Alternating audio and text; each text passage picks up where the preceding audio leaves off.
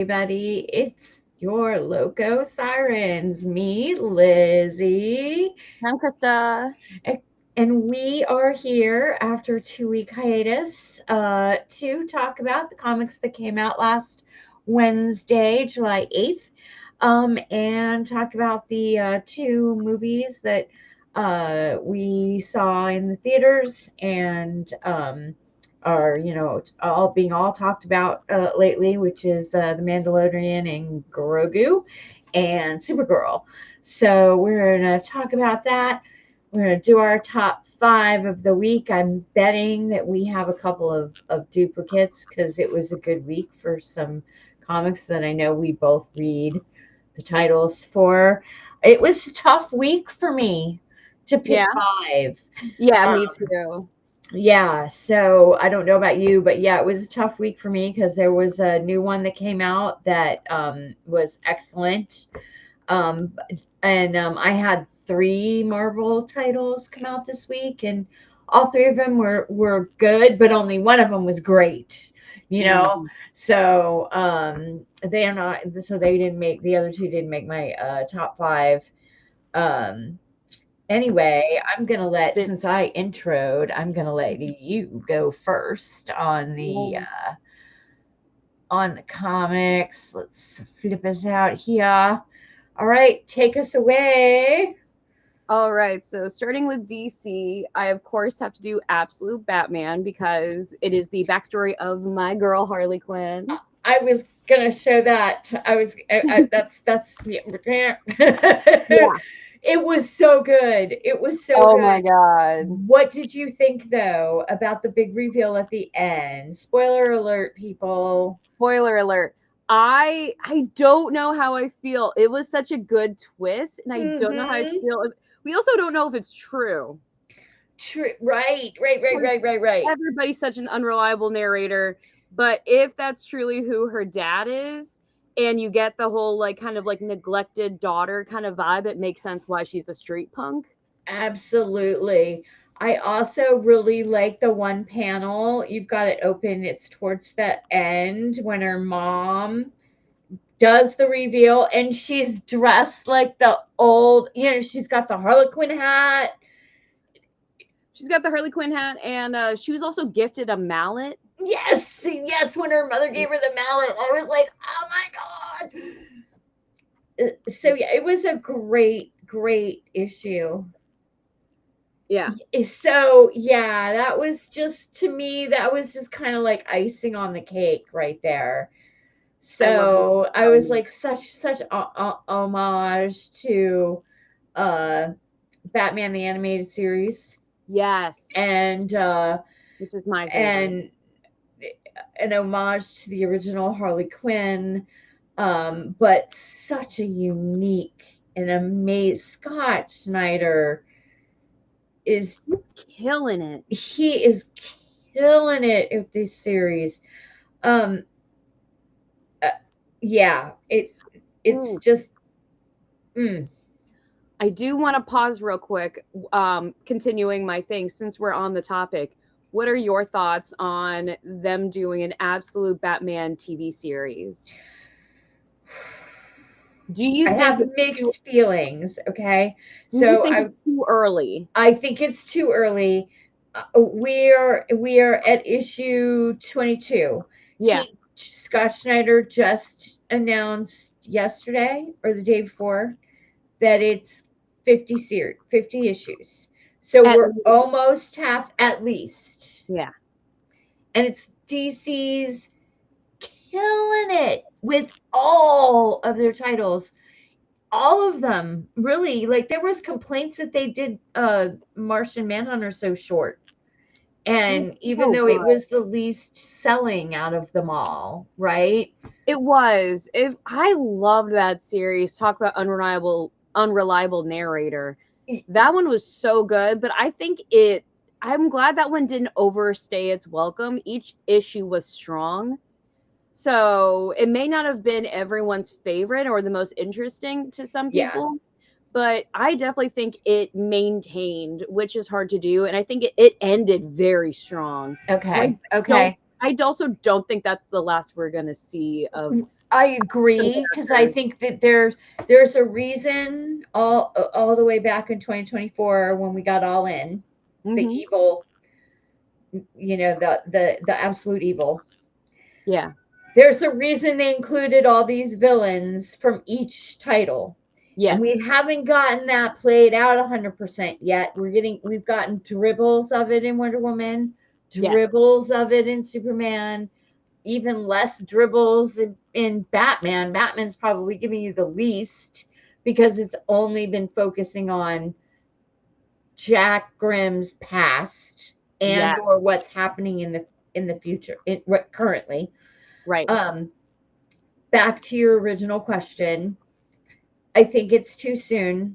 I think that they need to let them tell this story to its completion of that 50 issue arc, this Yes. overreaching arc, which we already know from the little cover that we got last month with the three connecting the Batman, Superman, Wonder Woman. We know another Trinity's coming.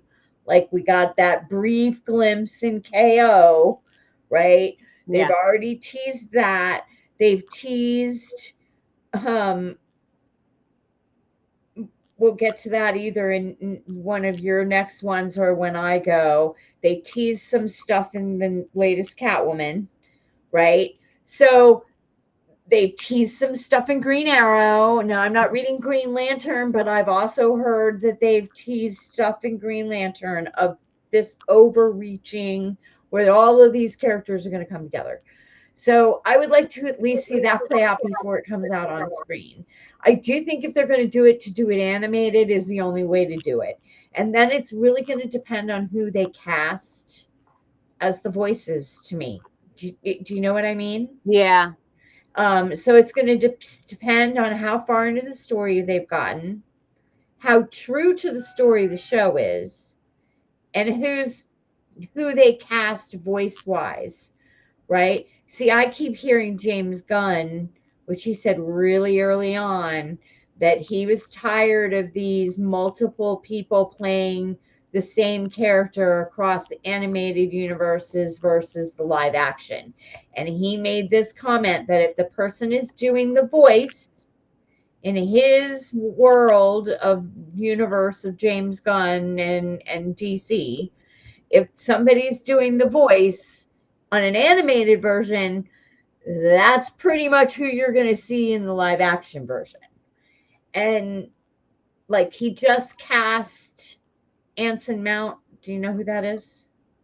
He plays Captain Christopher Pike on Star Trek Strange New World. Oh, He was Black Bolt in yeah. Yeah. Yeah. the Marvel Madness movie, but he also was Black Bolt in the Inhumans TV show. Yes. Um, he's gonna voice Batman in The Brave and the Bold. Okay. So is he going to be our next Batman? I really hope not, because I didn't like his Batman. He voiced Batman in one of the Justice Leagues, one of the animated movies from the like 2015s. He did the voice of Batman, and I really didn't like him. I honestly like Jensen Ackles. Nobody can top Kevin Conroy, but we can't have Kevin Conroy. Jason R.I.P. Mara or Jensen Ackles really to me did good Batman voice wise. He's amazing. Anyway, so that's what it's going to depend Under on. the Red Is Hood. like I said, Yeah. um, who they cast as the voice, how it's written, does it stay true to the comic? Because it'd have to be mature audiences only because of the content, right? Dude, that first issue Don't that dummy it was down for Batman is TV, violent. right? Yeah, and and the art and how much of the story, God forbid we ever get back into a James R. Martin situation where the shows go beyond what was written on the page and now all of a sudden something is going to be completely different because the writers aren't going to change what they had planned, but the writers of the show did something else. So anyway, that's my take on that. um On to your next comic. I got more stuff. Yeah, I disagree with the idea that every Batman needs to stay the same across the universe, because you could have an amazing voice actor and an amazing physical actor, and it's hard to find someone who is a jack of all trades. What? That's Right. why there's so many different mediums. So I don't want my I don't need that. Like, I don't need Lego Batman and animated Batman and manga Batman and like live action Batman. I don't need everybody to be the same. That's kind of the beauty of multiple mediums I agree and with you everything. 100%. So, And or else we're gonna have The Rock playing Maui in every version, and it's kind of terrible. Like, you don't need, stay in your lane what you're really good at, because I would rather have a really really good Batman in each category than agreed. have one good actor do a whatever job, at different things and Yeah. possibly kill individual groups. So I would rather like get people who are really good at what, At what you want out of that yeah, particular Batman at any particular time, if we're talking about Batman, right? yeah. And the Batman of the Absolute Universe is not the Batman Bruce Wayne of the normal universe. So the voice has really got to Well, express that, the right? absolute universe is also very specific. It's not like, Yes. it's not the current running series. Like, it's Mm-hmm. also not on par with anything that Gunn is doing. Like, Absolute Batman, if he meets like David Cornsweet's like Superman, he's gonna make him cry. So He really would. he's gonna make him He really cry. would. I'm So really hoping Gunn doesn't stick to that he said, and he said it really early on, right? Because that made yeah. a lot of people think that Kaylee Coco was going to be Harley Quinn, because Oh yeah. he's already said that the cartoon on HBO is part of his universe. Well, that's who does the voice for Harley Quinn, He and does a she's been adamant, I am not the live action Harley Quinn, you know. she does a So fantastic job with her voice because she's really good at the voice acting. I can't She's a good actress, but she is not Harley not Quinn. Harley. I'm also very No. biased with that one. No, no, no, no, no, no. She's not Harley. So yeah, so no, I 100% agree with you. I hope they wait. I hope we don't see it, given that they said it's another 2 years. If they're going to go 50, it's another 2.5 years, right? Well, it'll take them a year and a half just to put the first season together, It right? took them a while to do some Right. visualization, So, get all the voice actors, hopefully everything together. Yeah, they'll and get to their 50 long before we actually see the yeah, absolute universe. So, but I yeah, I agree with you. I think that they should stick with what works for whatever medium they're in. yeah, Because, like, if they were to do, say, a live action version of um, Justice League Unlimited, mhm, not the comic, but the cartoon, the old yeah, DC animated universe one, what you were saying about Superman, David, whatever his, I can't pronounce his last name. corn sweet, I think. Yeah, Corn corn sweet. sweet. He could not pull that role off. Not that Superman. Not that specific one. Not There's that different Superman. specific Superman, exactly. Like, I don't think he could pull off the Superman in the absolute universe. That Clark is extremely different. Yeah. So, anyway, before we take up 3/4 of our show, just talking about the very first issue that you got, anything else on the Absolute Batman announcement that you want to add before we go on? Just that we've talked about it in the shop a lot. We're gonna continue talking about it, about how if it's too early, I don't think it's too early to necessarily announce it, because it's a good time to try to get some like feelers out and see how people are reacting to it. I'm with you though. I just hope that they, don't have it come out like too early. Right. Oh, yeah, The Transformers true. Homecoming was a Lego movie. It's I agree. totally true. I love that movie. I Yeah. played it before, like Yeah, when it was when Raquel was it singing and was so stuff. cute. I That's love one that of my movie. favorite versions of Catwoman. There you go. When in doubt, Lego. Lego, Lego absolutely, always nails it. absolutely. All right, so what's your number two, darling? Your girl. Oh yeah, oh yeah. I love the Nice. We have to mirror you though. Hold on. let me mirror it. Yeah, mirror it because you're backwards. Do do do. Please hold. Yeah, there you go. There we go. Ta-da! Now you can actually see There it. we go. Yes, I like that cover. It's gorgeous. Yeah, I don't. Did I get that cover? I don't think I got that cover. You had to. You got like every cover, babe. Yes, I'm pretty sure I did. I was still kind of out of it this past week, so it was kind of like in and out, because I had the Yeah. dog with me, and I was like, I had 8 other places to go. I gotta get in and out. We had a lot going on last Wednesday, Mama. Yeah, So you're fine. so we can go ahead and talk about that one now because Yeah, it's also on my list. Those are my top two. So we'll have the conversation now, and then when it's my turn, I can just through those. sounds good. Um, take us back to this for a second. I loved it. I loved that the Calico Cats are, or the Calico Strays, or however they're calling them, are is basically birds of prey. Yes. It That's was that's so cool. It was so cool to see names that we know. You yes. know, yeah.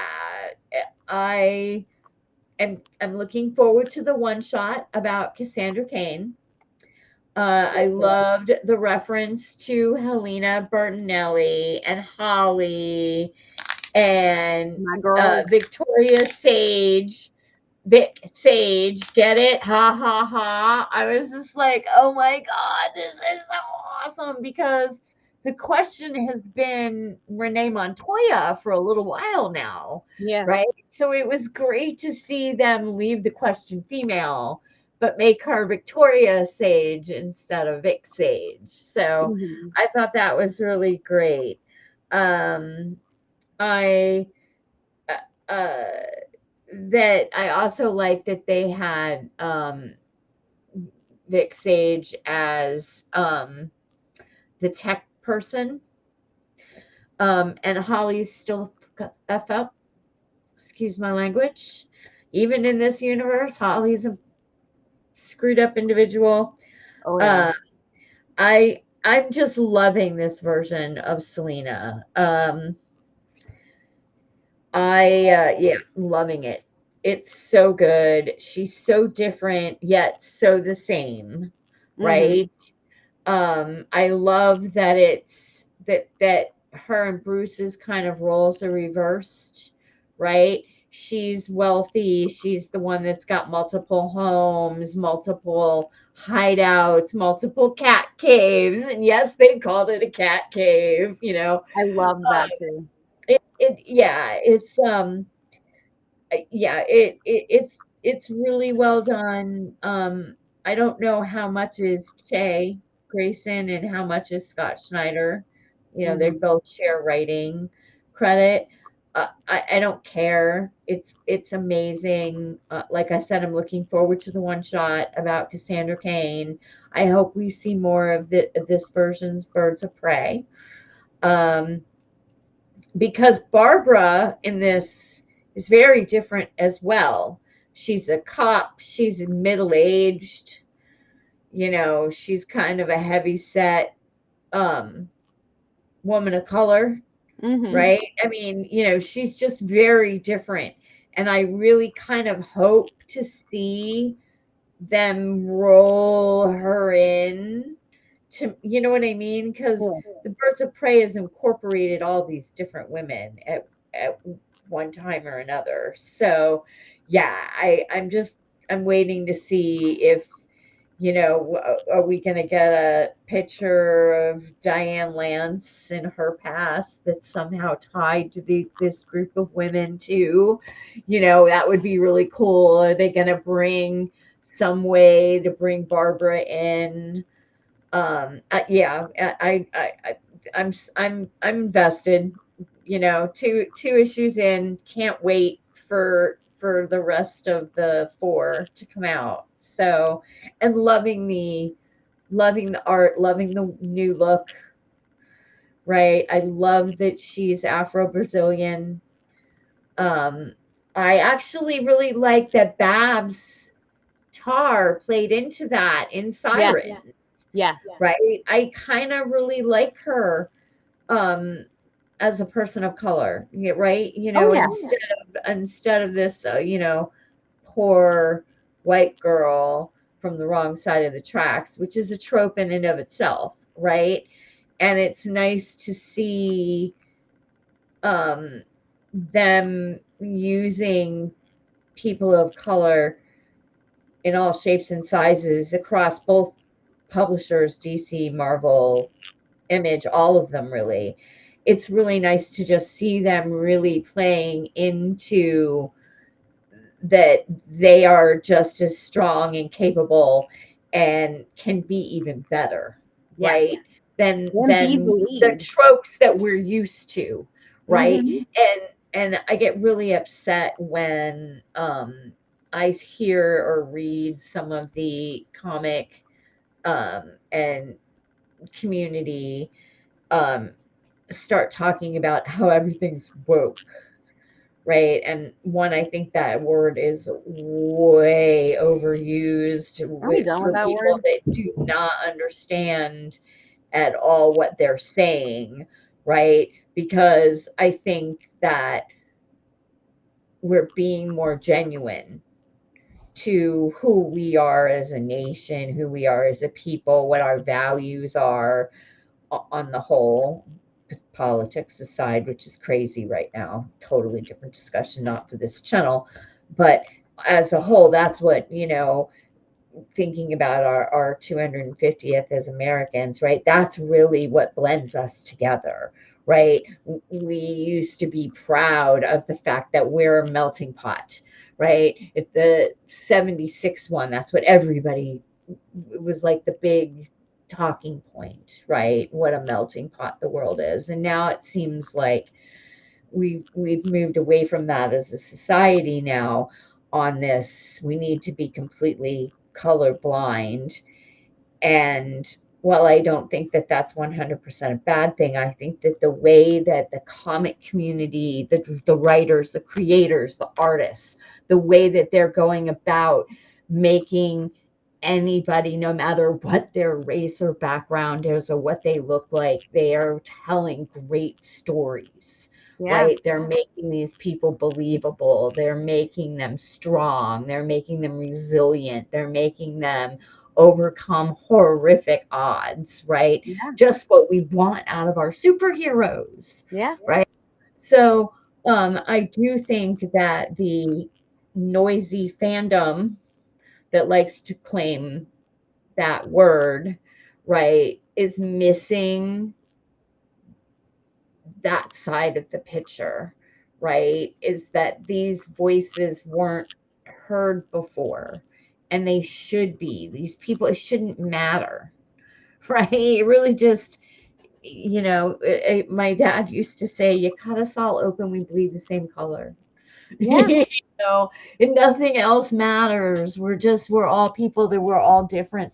Some of us are queer, some of us are trans, some of us are black, some are white, some are purple, some are red, some are yellow. We're all the same. It's one human race. And I really think that comic creators are really, really getting that and showing that in their work. That is my tangent. I agree. And that blackout, that like protest from, what was it, like a month or two ago, where they were doing a countdown saying like, hey, there hasn't been any black lead characters in a DC comic in quite a while, guys. What the hell is up with that? That didn't last too long because DC was like, "Oh, heard. Sorry." Yeah. They were like, "Yeah, no, you right." They weren't quite that, apologetic about it. They were a little more like, "Oh no, we got stuff coming. It's just cooking." And we were like, "How long?" Because there was like a countdown or a count up of like actually tracking how long it's been. It's I like, heard they're even going to be doing a Vixen. I can't wait for that. If they that'll do a be Vixen, even if it's just give me a 6-issue run. I will buy all 6 issues. I'll probably buy the variants. yeah, I would. You know, We please, want to she's see one of we my want to see favorite stories. characters, We want to see right? real stories. We don't want the same characters over and over. We want new interpretations, new characters in general. And like you were saying, I like characters from all over the world, so it needs to be all over the place. We need like Exactly, representation. 100%. And I also think that I will get into this when we go into our pop culture thing at the end, but I did want to say I did read an excellent article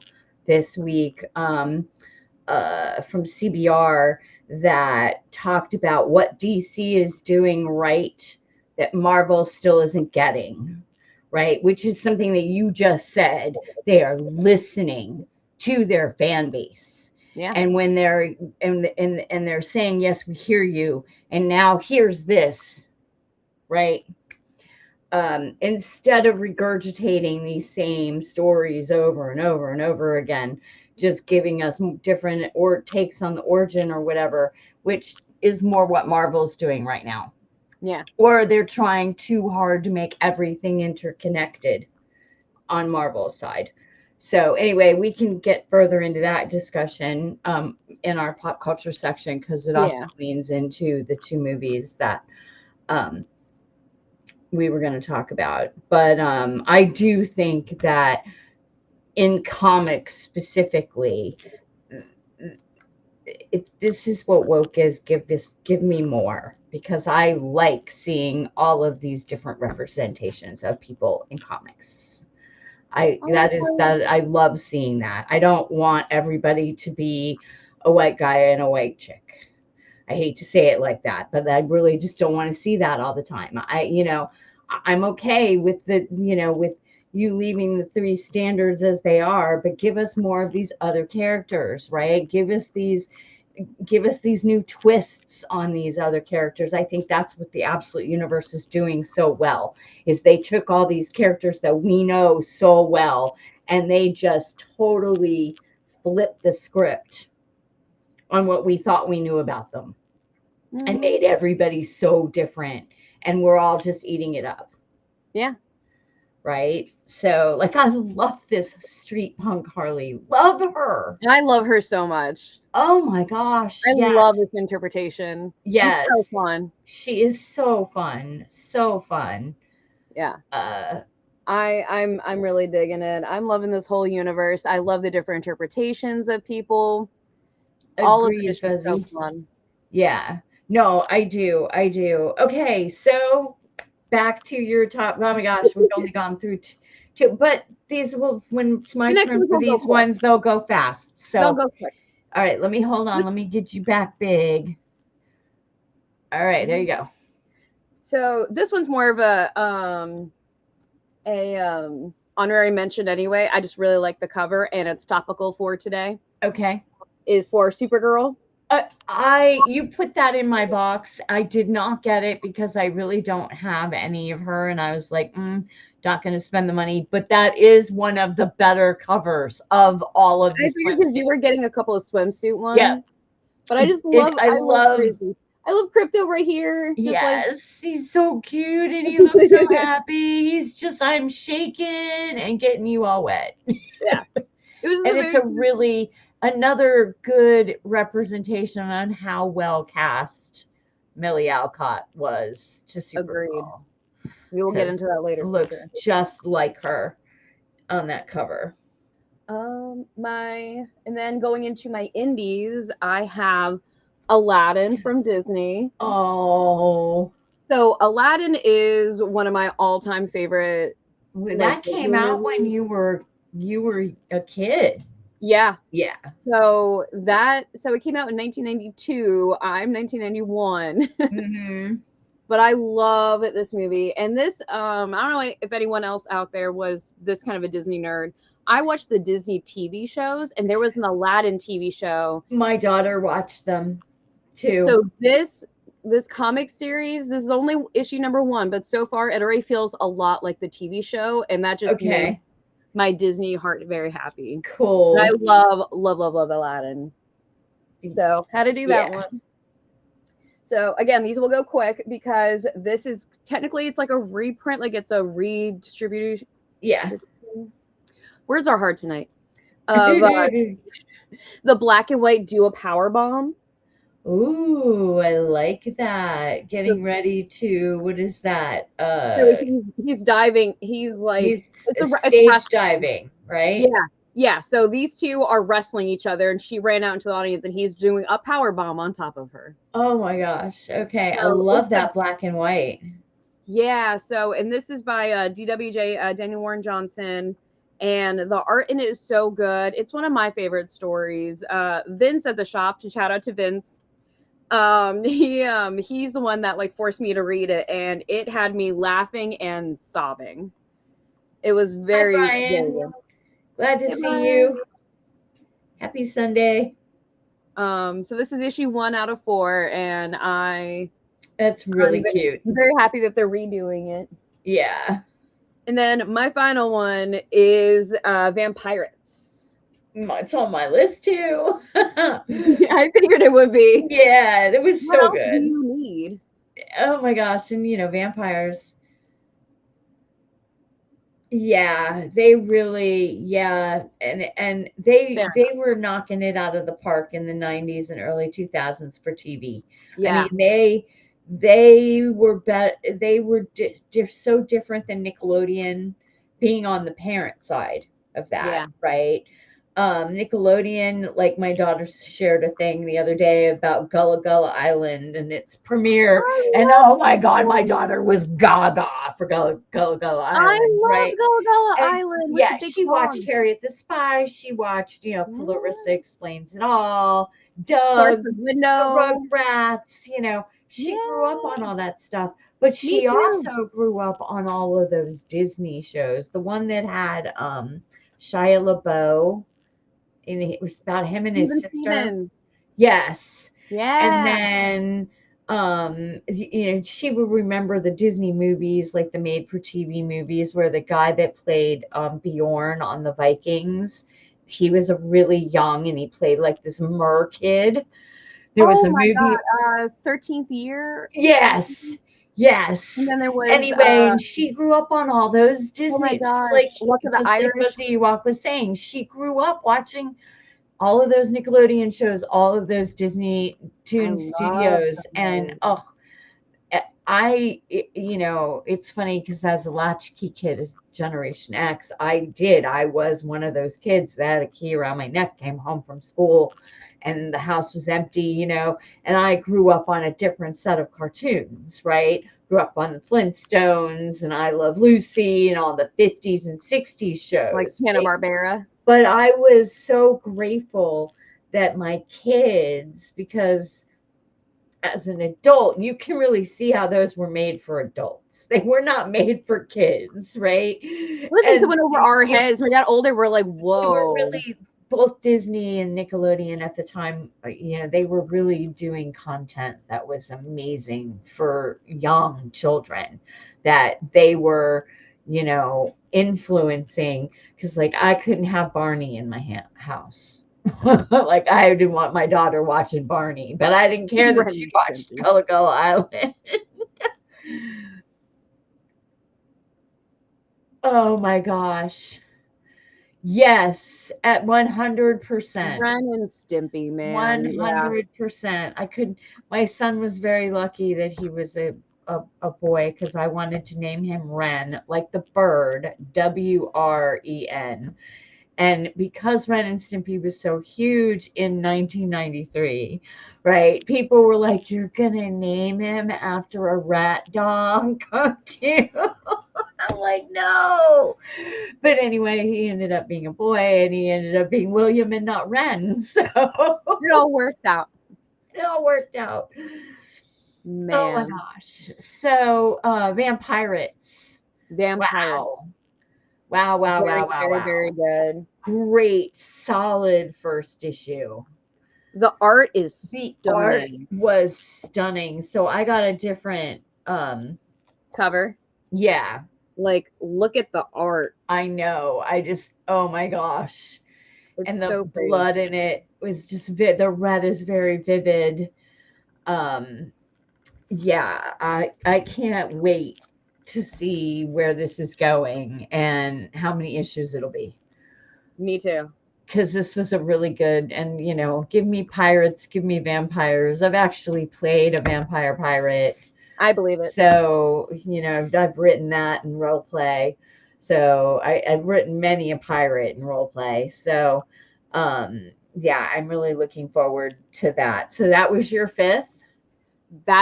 Those are my picks. All right, I'm gonna flip Mhm. over, and of course mine will be a little bit shorter. Come on, doesn't want to flip. There we go. There we go.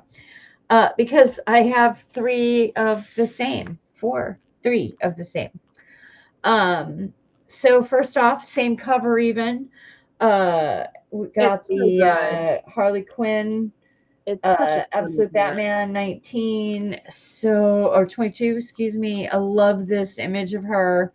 Um, it's such an homage, but yet so unique to this. Do you know what I mean? Yeah.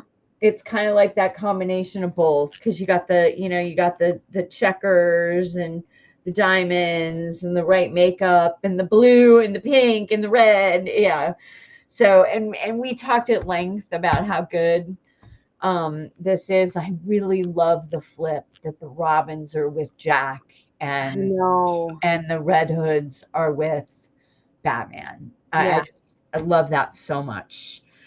Um, Here are two of the covers that I got for Absolute Catwoman. This is the 1 in 25, It's so and I gorgeous. really loved this one.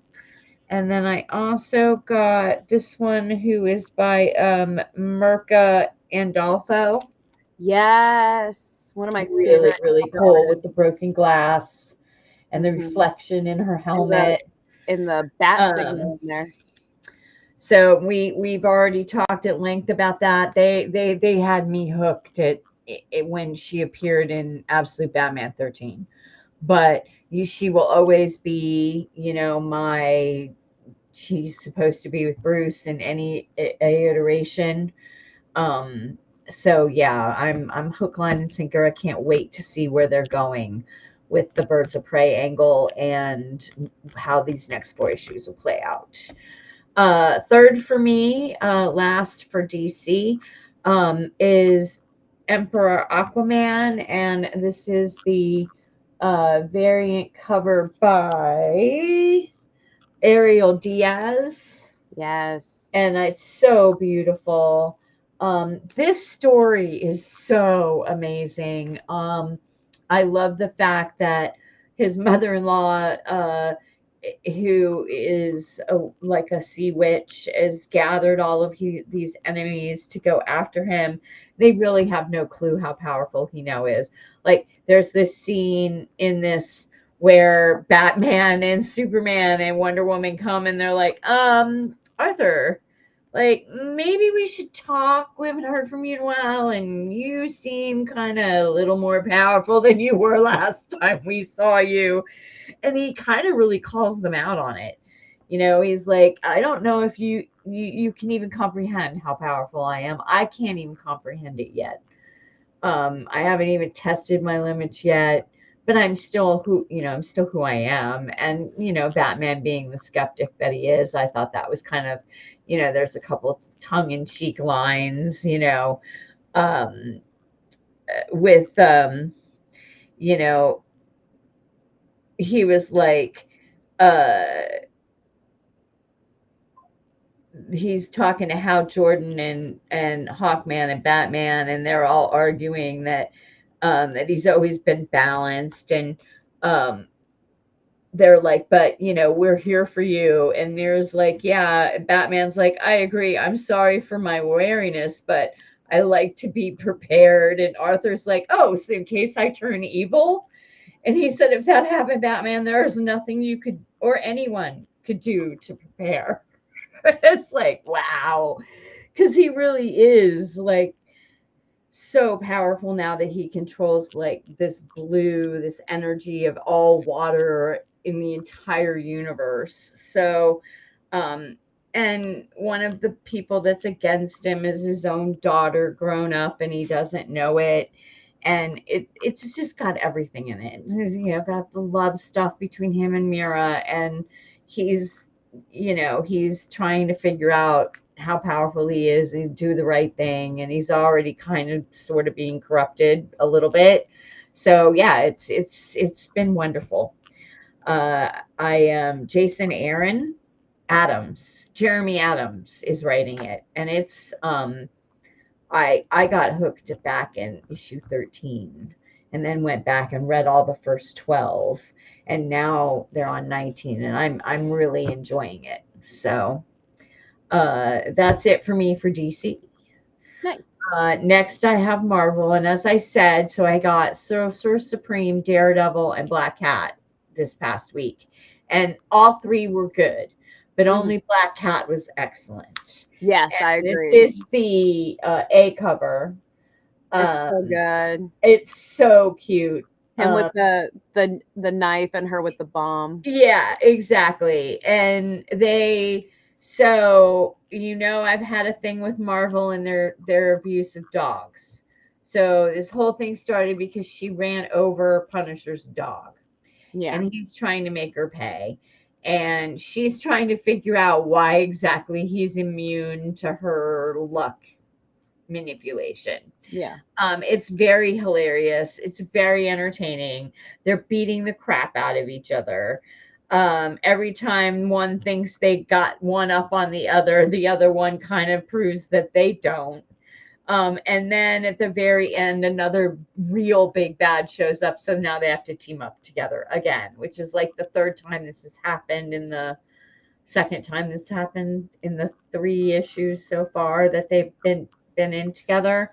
I kind of like though that they're continually teaming her up with other people, because unlike Selena,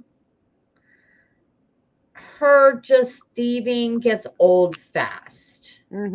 I don't know why it's different for me with Selena and Felicia. I don't know why, because I think Selena's better on her own than she ever is when they team her up with anybody, including Batman. I think she thrives and does better on her own. But on the opposite side, I think Felicia works better when she's got somebody helping her along the way, whether it's Mary Jane or Peter or Punisher or Sue Storm, like we got several months ago, right? Even Kingpin got her out of a jam, right? Yeah. At the very beginning of this run.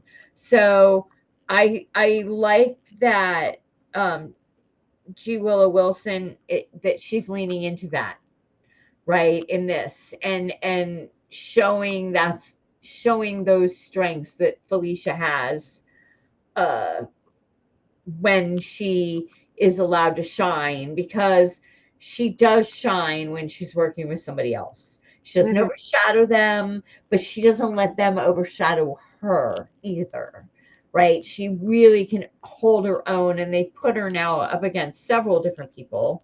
Venom, Mary Jane is Venom, Venom still being the, big, bulky, crazy, normal Venom, not the new Mary Jane one that's going to come out where she's fully, I guess, symbioticized with the symbiote, right? So now it's going to be a female instead of a male. But, all of that was great because there was a real shift in dynamic between when she was dealing with Mary Jane and when she was dealing with Venom, right? And that's kind of where I'm reminiscent of that with this interaction with Punisher. And they have great chemistry. They just do. Frank and her have wonderful chemistry together. So yeah, I'm really enjoying this. I'm glad that they decided, rather than do a limited run, to just let this be ongoing. I agree. I do miss that this was the first A cover that wasn't done by Adam Hughes, um, which makes sense because he's going to be focusing on his health now, right? Mm-hmm. But still, I mean, not that this, and it's, who was it? It was Jose Maria Casanovas. And you really have to say this is really an homage to Adam Hughes' style. Oh, it definitely is. Right? So I love Very heavily that about inspired. it. But it was kind of sad to not see his art on the cover. And then last but not least, as you showed, but I have a different cover. I got this one. Yeah. I really like this one. I like the dual swords. I love her dress and the blood coming off of her fangs, and I love her red and black hair.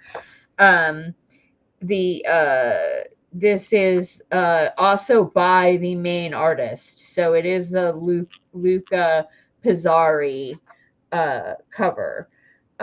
Just one of the other ones that she did, and this story was just phenomenal. From the opening few banners, like, oh yeah, okay, we're here to bring you in, and just, yeah, no, okay, I'll just go pirate then. Since you're saying I'm a pirate, and this piece of paper saying that I'm actually a privateer, this letter of marque means nothing. So fine, I'm gonna go be a pirate, and we're gonna kill you all. And I love that. I love I that was just energy. like sold. This is like It's so page 2, fun. guys. I was sold, and it just got better from there. Uh, I'm really looking forward to seeing where this goes. Um, is this chick gonna get away? Right? Is she? Yeah, because she's just, oh my gosh. So yeah, it's gonna be really, really, really interesting. Um,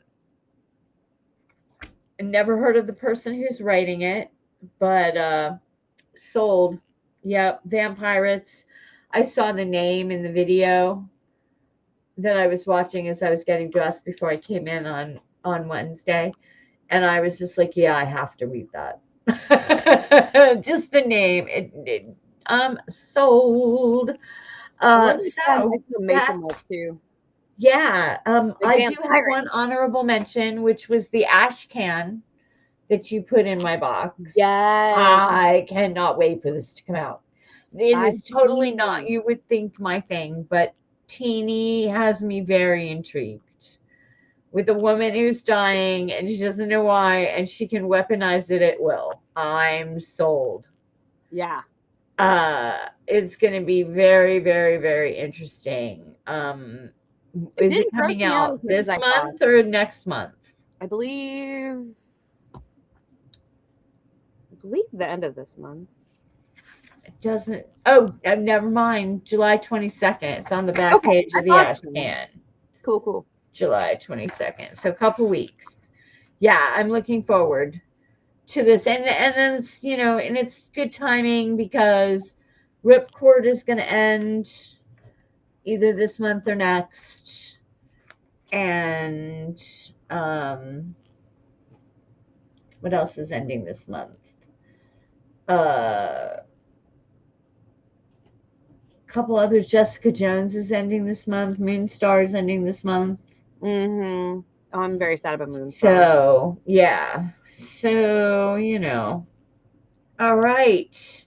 So that was my honorable mention. Sicko, looking forward to that coming out. Teeny Howard, I love her, so I will Mm-hmm. read anything she writes. I've also heard that she's bringing Marion Heretic back for something.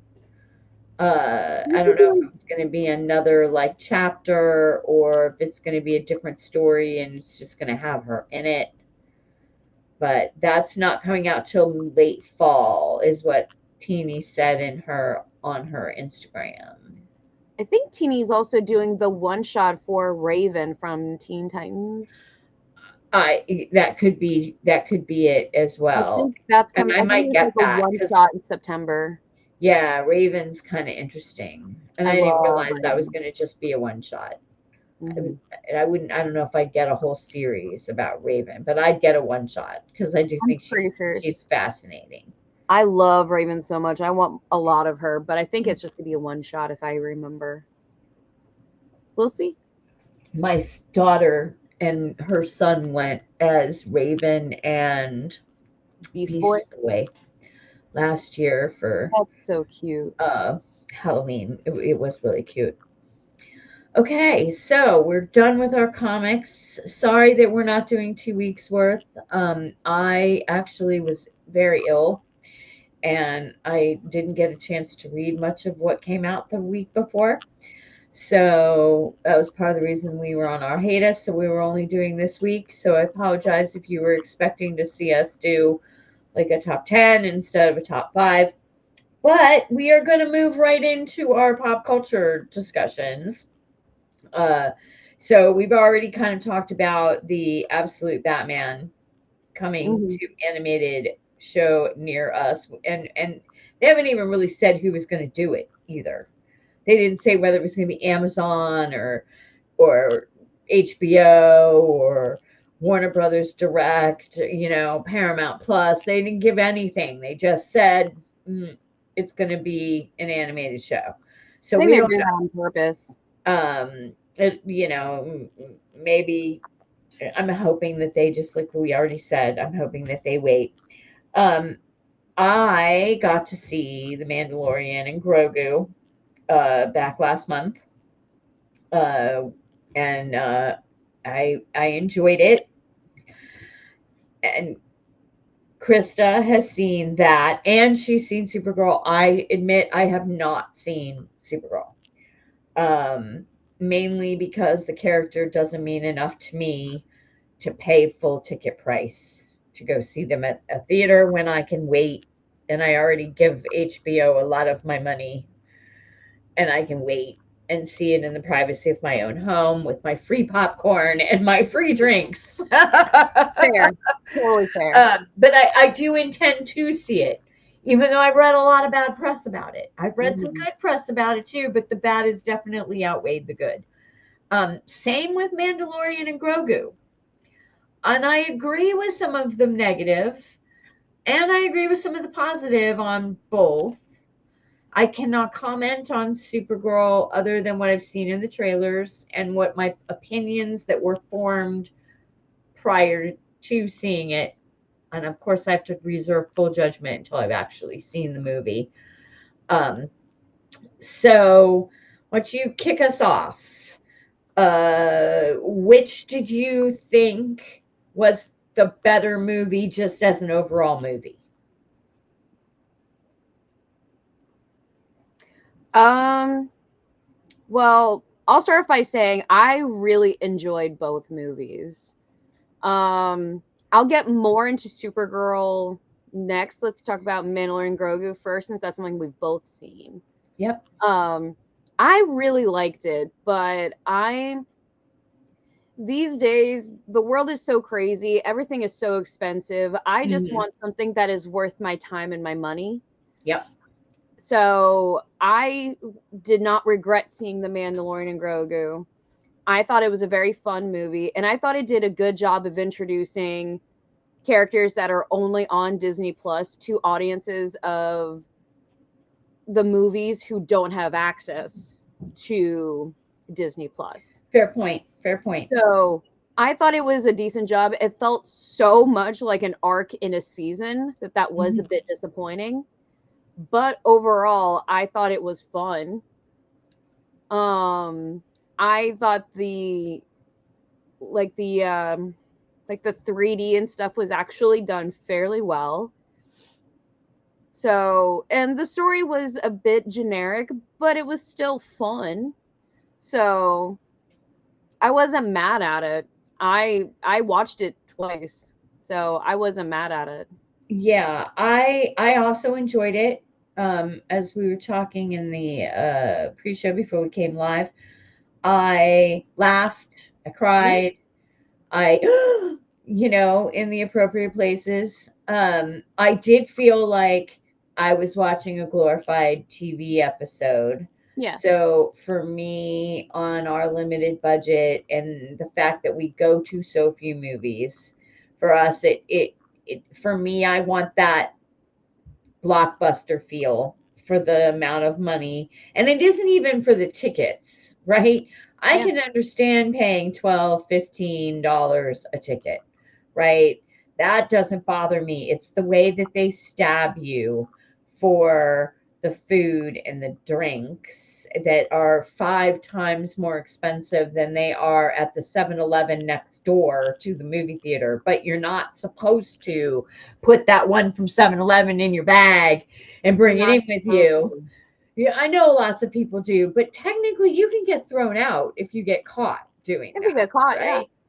And and I do know a lot of people that do that, but at the same time, you go for the experience, you go for the popcorn, you go for, oh my gosh, this is practically the only place in town I can get Pepsi on tap anywhere because this is such a Coke area, right? Most movie theaters have Pepsi products versus Coke. Um, I never thought of that. and you know, so and it didn't have that blockbuster feel to me. Um, I, it was still incredibly entertaining, but I'm not sure that. And we spent a little more because John ordered a drink and he wanted, like food. And so, all said and done, it was an $80 night and it was not worth $80, right? So for me, that was disappointing because even though I loved the CGI, I did not think it was cheesy at all. I thought it was better done than they do on the TV show. You could see that's where the budget went, Yeah. right? I love that we got more of Grogu's personality, but there were times when the writing fell flat. Mm-hmm. And maybe we're all being a little more critical now that we have such a smorgasbord of content out there to look at between all of the streaming services and all of the movies that are coming out of Hollywood. And this choice, overloading. Yes, exactly. Exactly. Um, that's exactly it, Fuzzy Ewok. It wasn't a blockbuster, but it was an enjoyable night out. It just wasn't worth what we spent. And that I will say kind of has influenced me staying home from Supergirl because she isn't a character that I spend a lot of my energy into in the comic world, right? Even though she's a strong female, she hits all the check boxes for somebody that you think I would read, but she's just never been part of my repertoire for Mm-hmm. reading her, right? So it made me less likely to, when I heard that there were parts of it that the writing fell flat, that there was a one-dimensional villain. These are the criticisms that I heard from a lot of people that saw it and still said they enjoyed it, but agreed that the writing could have been better. The villain was one dimensional, and you could say some of that same thing about the Mandalorian and Grogu.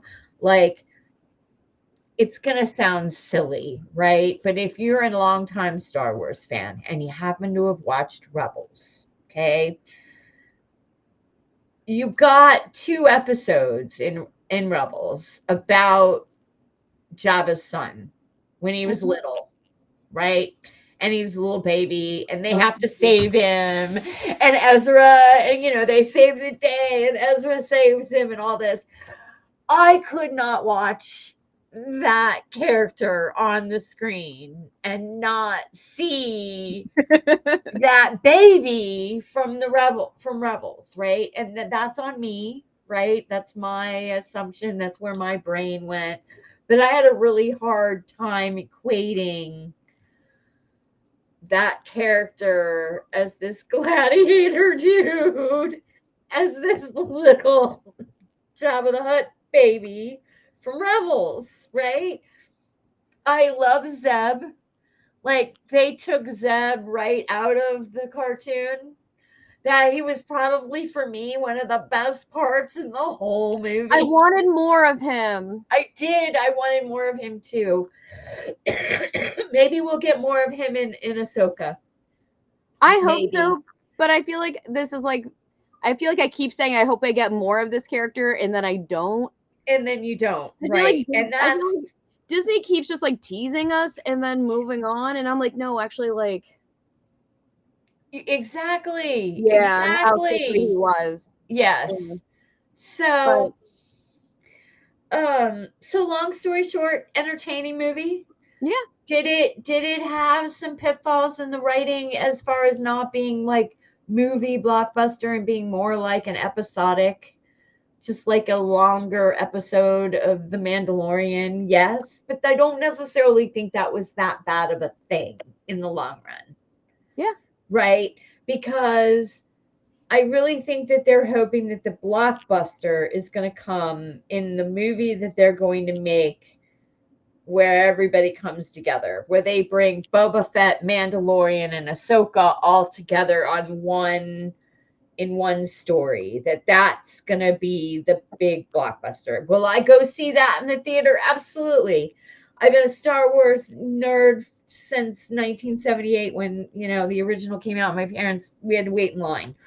And I think my brother and I must have dragged our parents to see that 3 or 4 times that Hmm. first year that it was out. I had the record album that recited the entire film.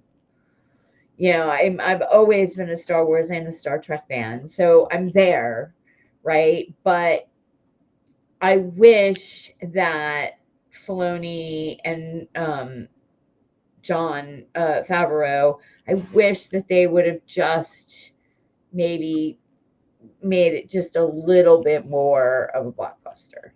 I felt like Um, they held back a little bit on some plot points.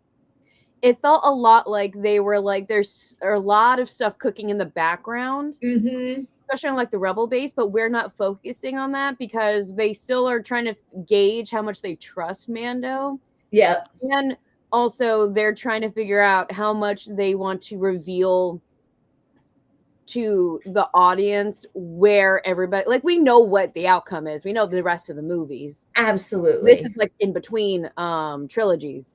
But Yes. we but it still feels like it felt like they were holding back a little bit and trying to just Mhm. show Yeah.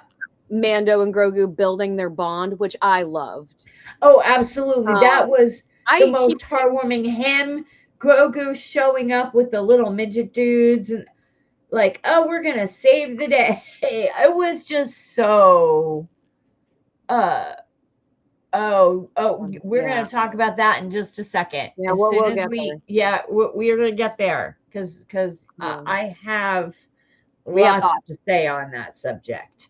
But I Um, feel like this movie should have been Grogu in The Mandalorian and not Mando, Mandalorian and yes. Grogu because it was very much a Grogu movie. I'm not complaining about that part. No, no, no, I heard no. a But lot of I people do think that complaining. it kind of was reversed, and we got more Grogu than we normally get.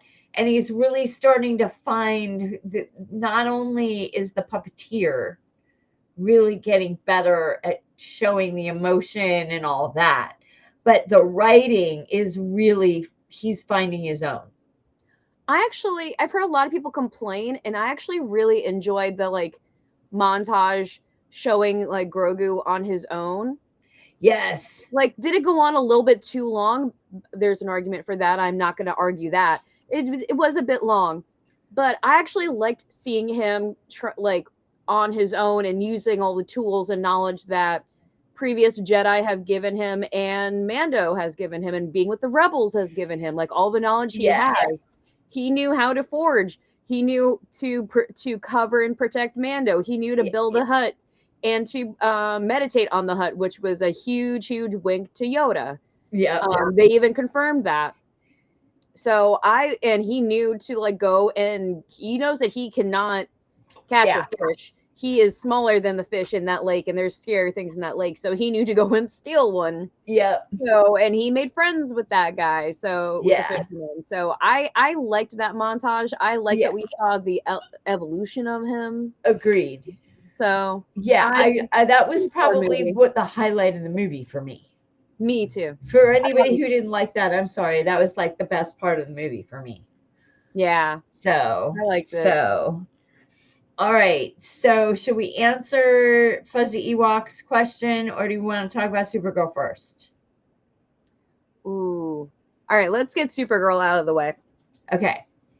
All right. So, I haven't seen it. Right. These are the critiques. I started to say some of them. I'm going to list the things that I heard, and then I want your take on Okay. them. Okay. Right. So, I heard that the villain is one dimensional, Mm-hmm. that the writing could have been much better, Mm.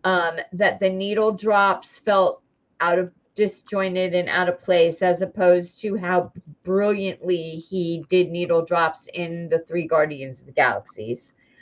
That Momoa, as you, me, and Mike all said he would, chews up the scenery when he's on screen, but fortunately he's not on screen very long. Mm. And that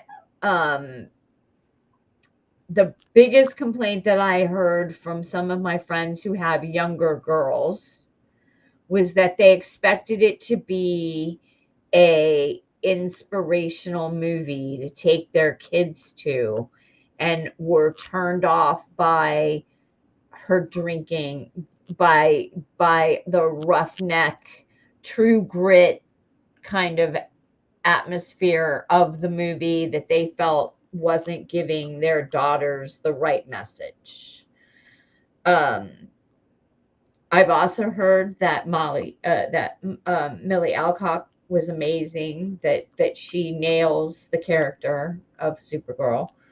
That um, it was it was very like Mad Max, True Grit, like very westerny as far as that trope is. This young girl's lost her family, goes and seeks the drunk older hero to come help her seek revenge, and they then help each other realize that revenge doesn't necessarily the answer, right?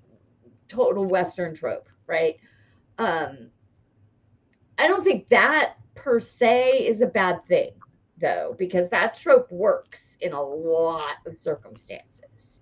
And you said something to me when we were talking when I saw you last Monday. You had mentioned that this isn't a superhero. Like, she's not that for the majority of this movie. She becomes that. She's traumatized.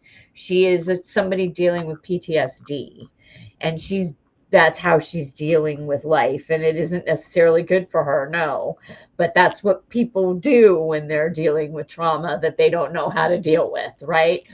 um and that it's much more of a finding yourself.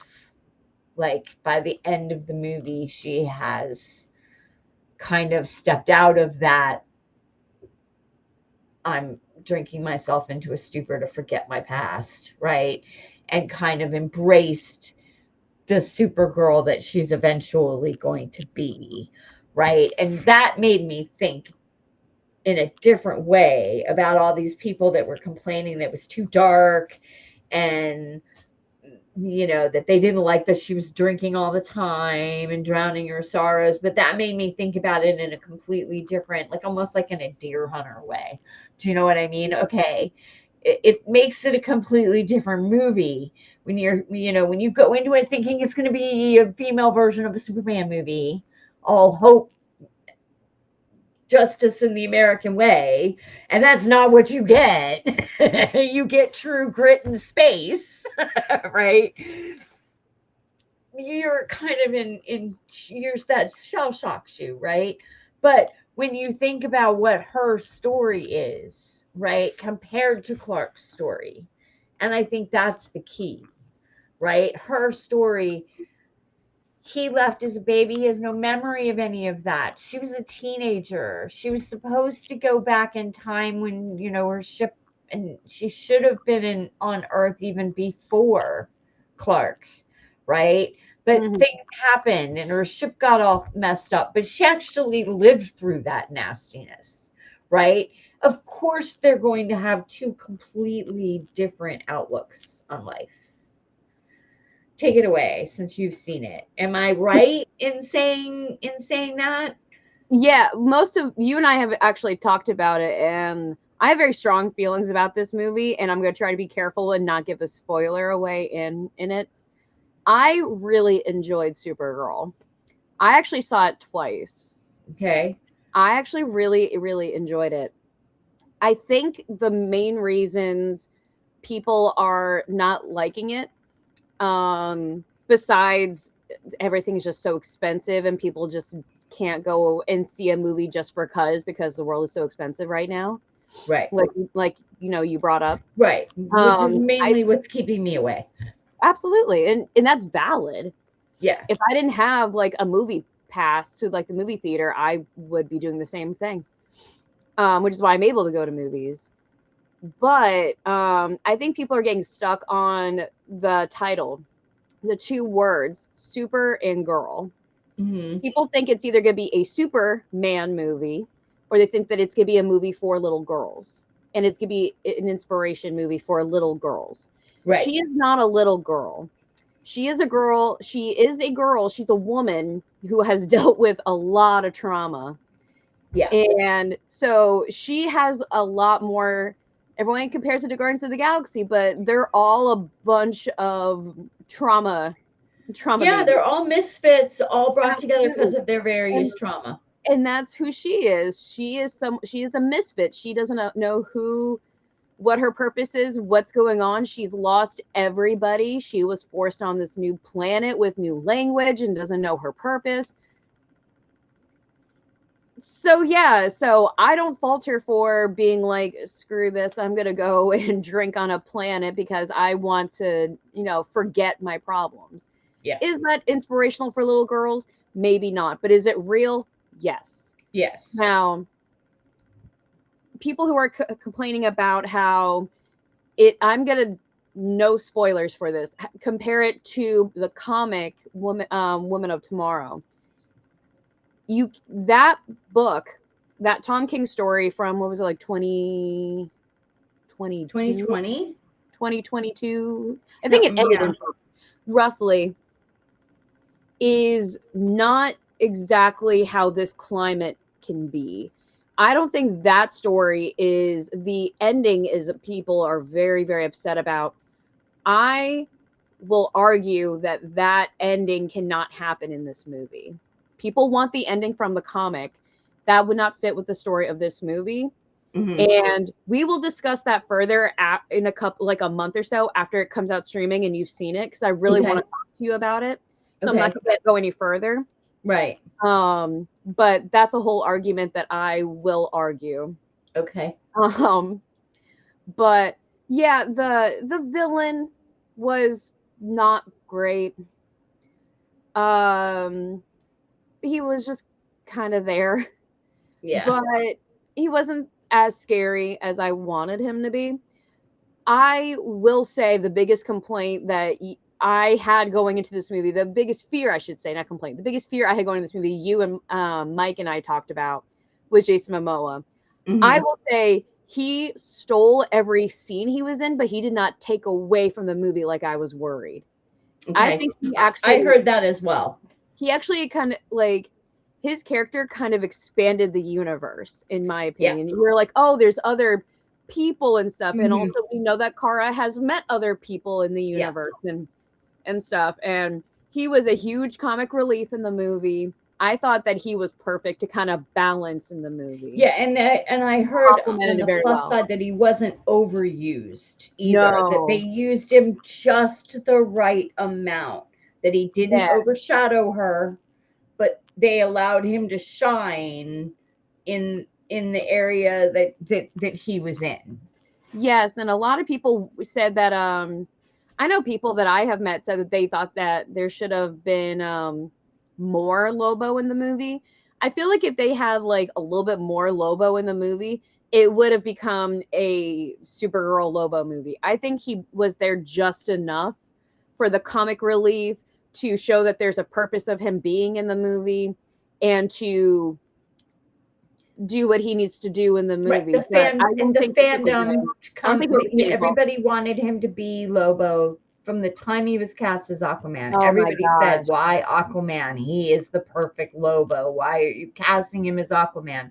And so I think that there was some of that, right? Yes. They I were wanted hoping to more draw Lobo. in those fanboys and fangirls just on that, right? He had the name recognition, Yes. right? So his name, even though she's the star, they were able to swing in on his name recognition because she didn't have any, right? Even though she was very good in House of Dragons, she really was only in half of the first season, Yes. you know, and nobody knew who she was, and she's an English actress, right? And that's a whole nother issue that I have with Hollywood right now about how we can't seem to cast American people in anything. Everybody has got to be from New Zealand or Australia or England. I guess we don't have any decent actors in this country, but that's besides the point, right?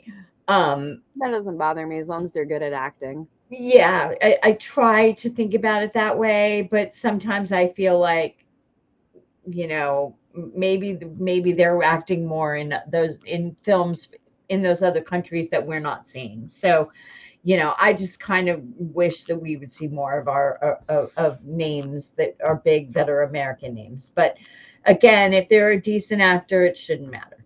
Um, I am looking forward to seeing it. It's funny because I was reading all of the nitpicky commentary, and Don't people read it. were trashing all of the boys that were like, "Oh, she's not good looking enough," and "Oh, she's That always was got a a huge scowl thing on too. her There's a face." lot of I thought that she had been, looking at Supergirl covers from years ago, looking at Supergirl long before Millie Alcock was ever even considered, before they were even going to make a movie. They could not have cast a woman better for looking like Supergirl. She looked like somebody had stepped right out of the comics, she played her right? so well. Even her acting, she was spot on. She was exactly what I wanted Kara to So, be. and I did hear really good things about that. So I'm looking forward to seeing that. But they talked about how, oh, it's bombed. It's worse than the Marvels.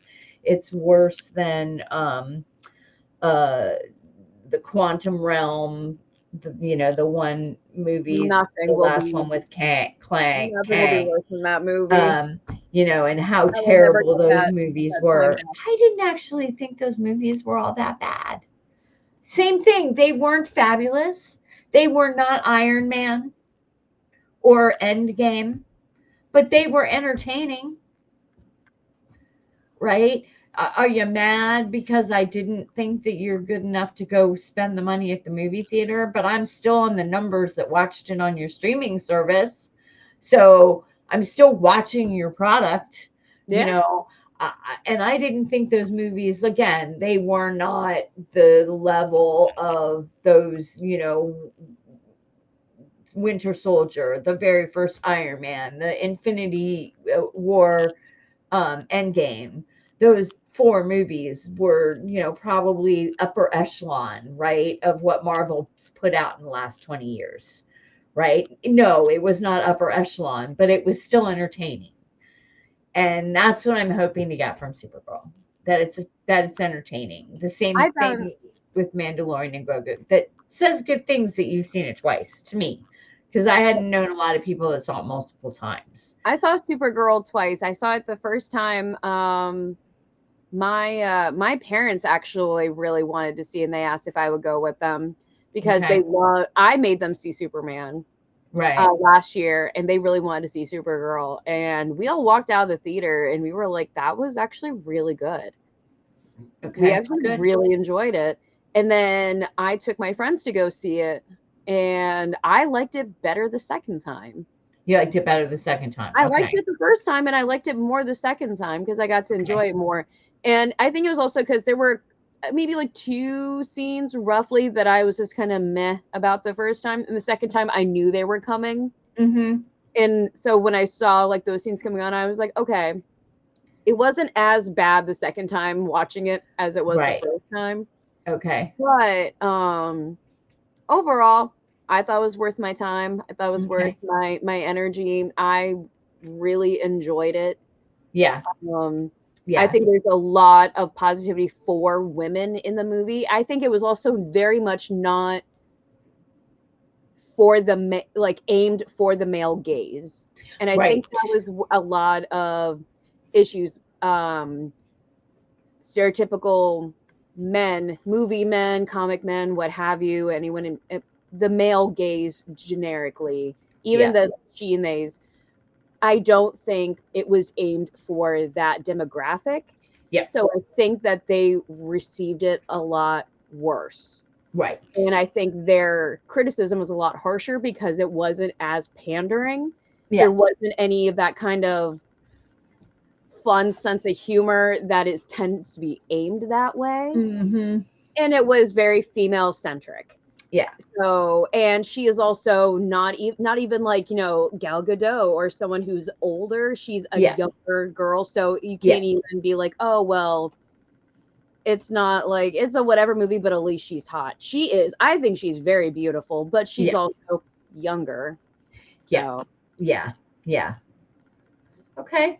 but Okay. overall, I think it was a good movie. Overall, was worth it. Well, I'm I looking think so. forward to seeing it. So I guess end of August we will have this discussion again. Yeah, I definitely want a Supergirl Part 2 conversation. Absolutely. Absolutely. Absolutely. And we'll probably also have conversations after Brand New Day because that I know I want to Yes. see that in the theater. Oh yeah, I'm seeing And that. I'm actually, I don't know if you're going to see this or not. I'm really contemplating going to see the Odyssey. I Oh, grew, I'm going next week.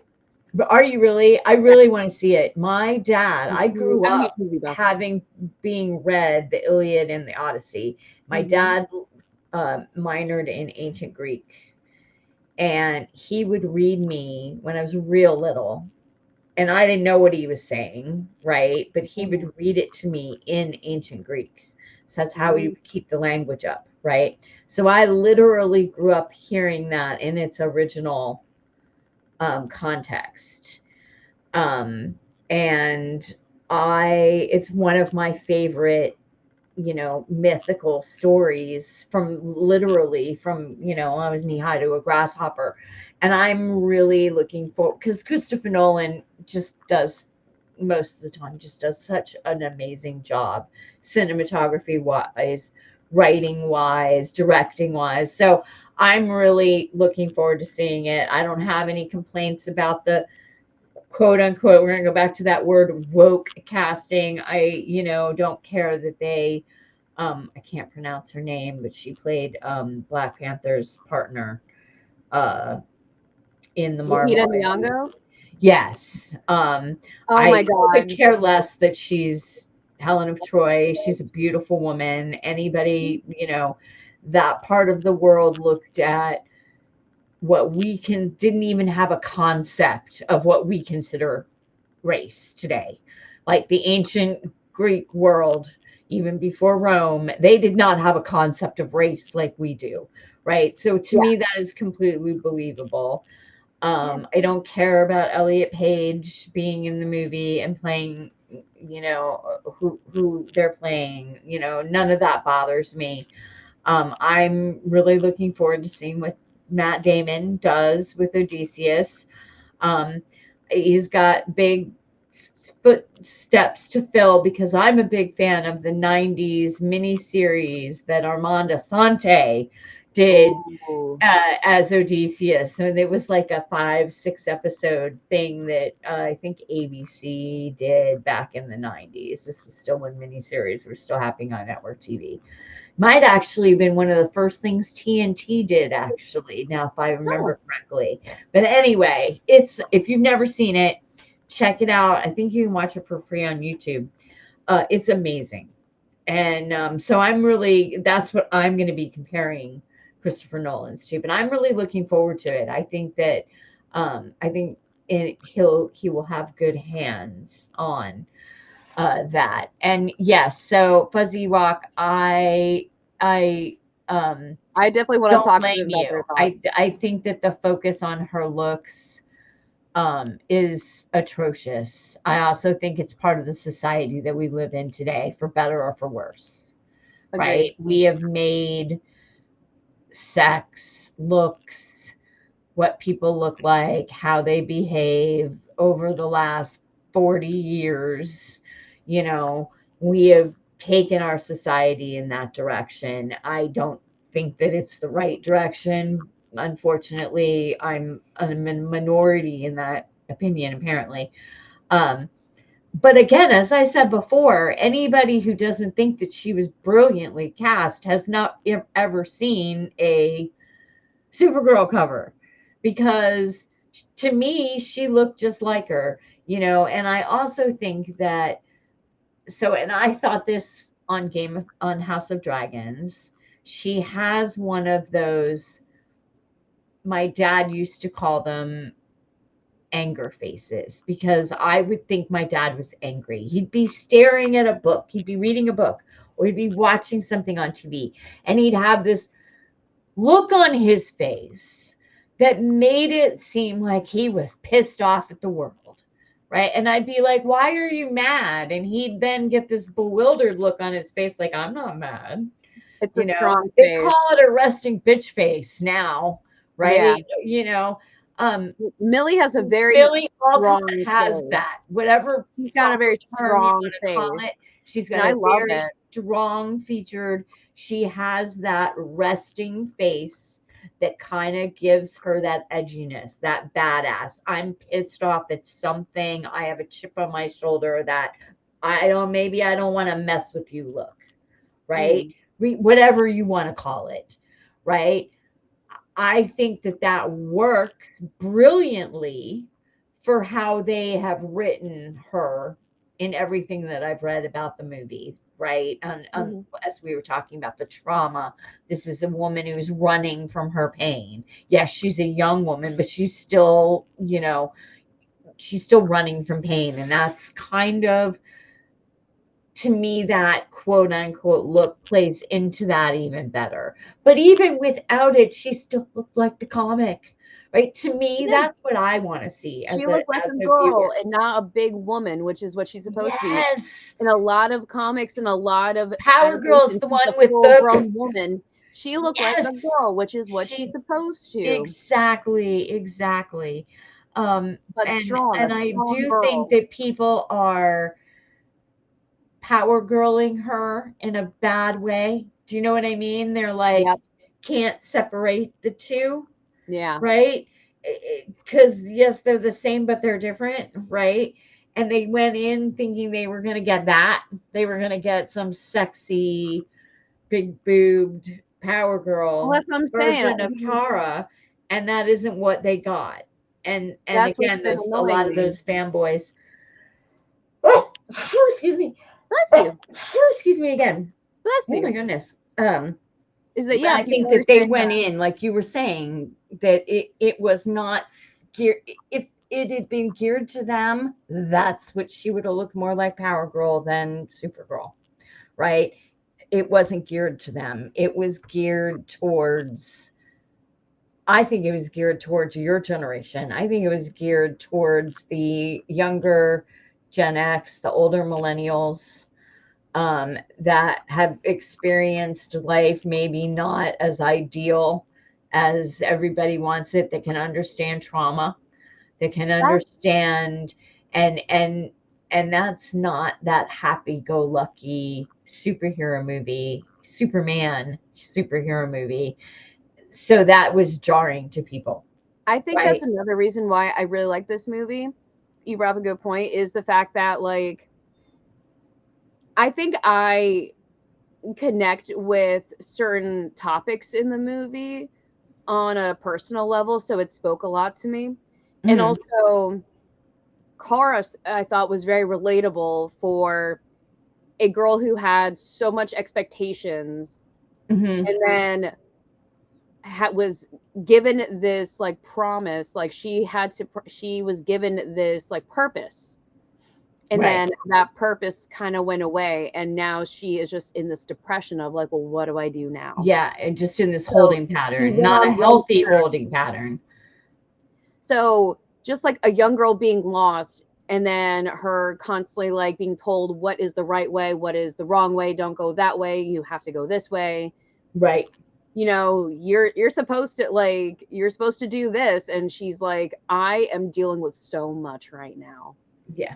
Like, Please I'm not don't put doing any more that. on my plate. Yeah. Like, I I'm can't. I'm I not doing can't. this. Yeah, Sometimes self-care is kind of wrecking yourself. You have to hit rock bottom before you can soar to the top. So, absolutely. not that that's always a good message, but at the same time, it's a real message. So Right. I think I also will fight for this movie just for the fact that that was very relatable for me. Hmm. And I think that is very relatable for a lot of people. Yeah. So is it comic book Supergirl? No, because she is not comic book and she's not Supergirl. She is Kara Yeah. becoming Supergirl. Yeah.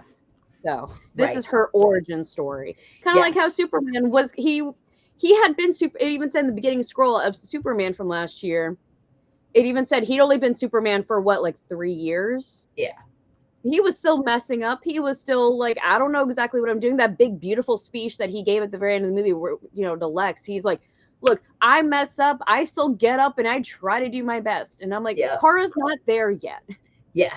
Right. But they're still very early in their stories. Yeah. So I Yeah. like these movies are giving them so early because a lot of Hmm. DC movies are like dropped in the middle. So I like Yes. that we're in origin stories. But yeah, Yeah. I really enjoyed this movie. Well, now I'm looking forward to seeing it. So after hearing you talk about it even more, and the more I've read, I definitely am looking forward to seeing it. All right. Well, are we good on Supergirl? Good Let's on move Supergirl. into this conversation, which I think is important. I'm going to put up this show, Fuzzy Ewoks thing again.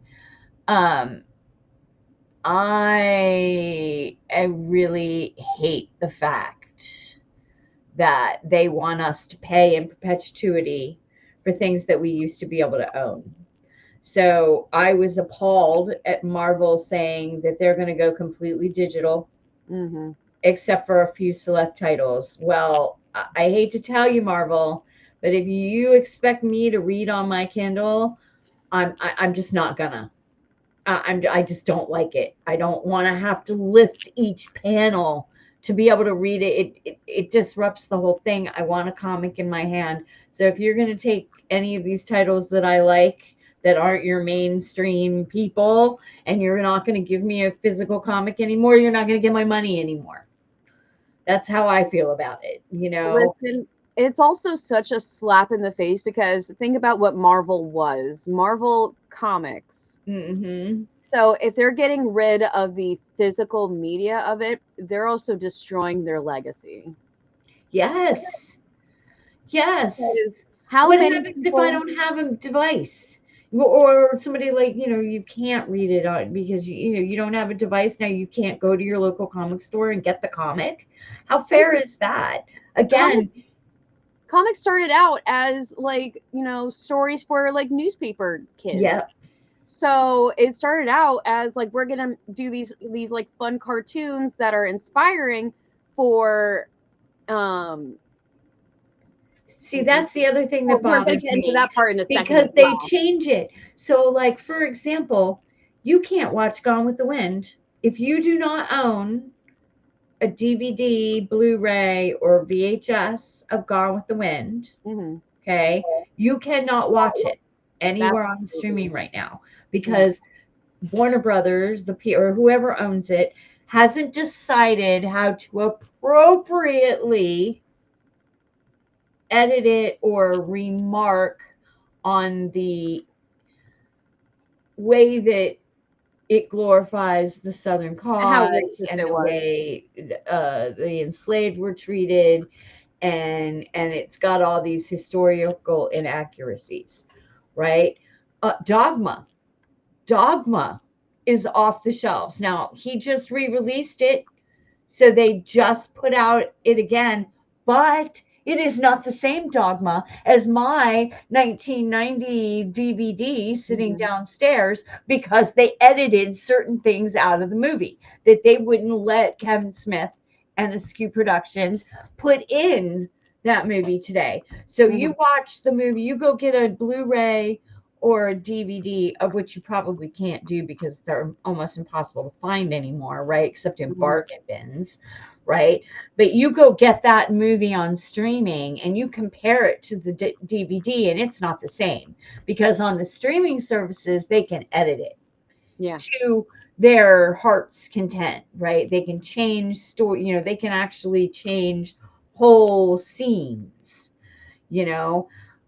So I do think that virtual ownership, I think they're ripping us off on multiple levels. So, like, down to our software.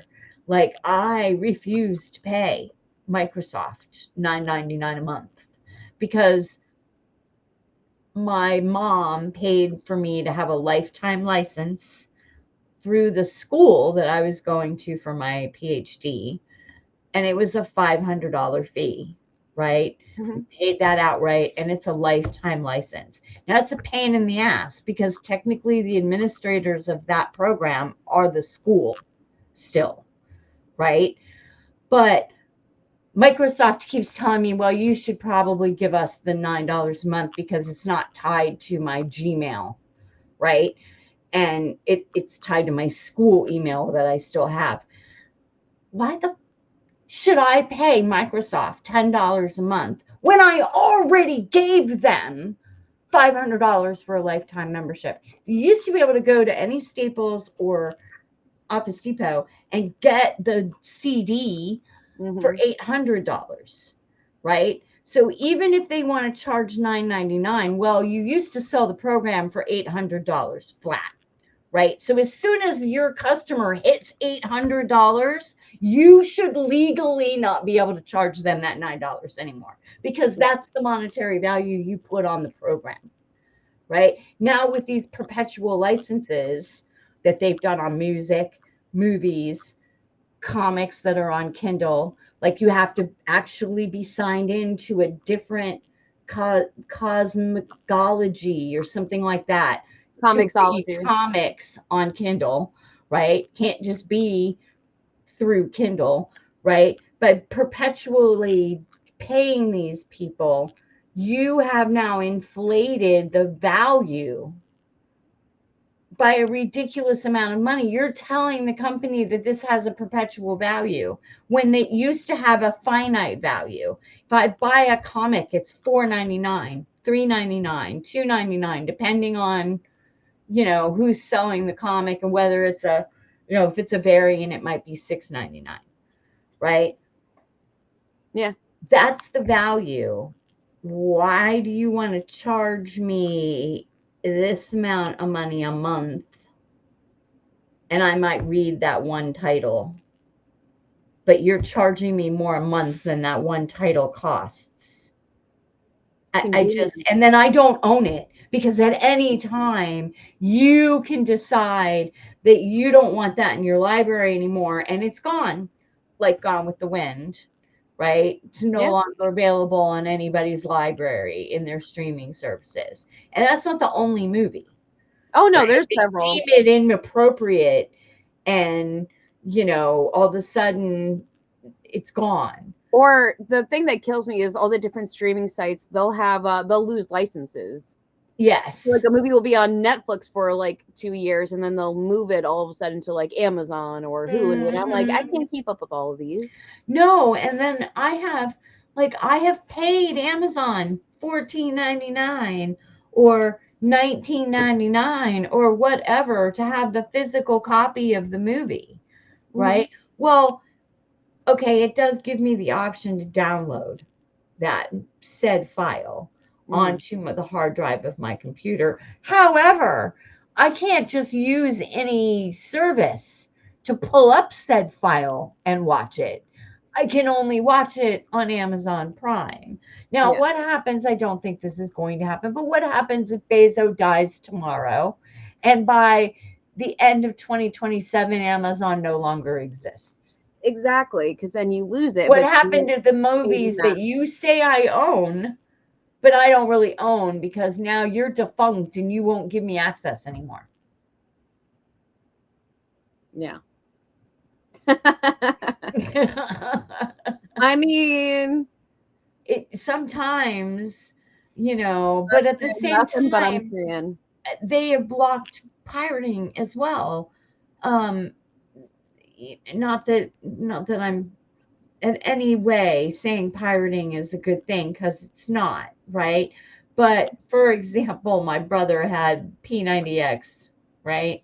And he wanted to share it with me, and he downloaded them all on CD, and then he sent me the CDs.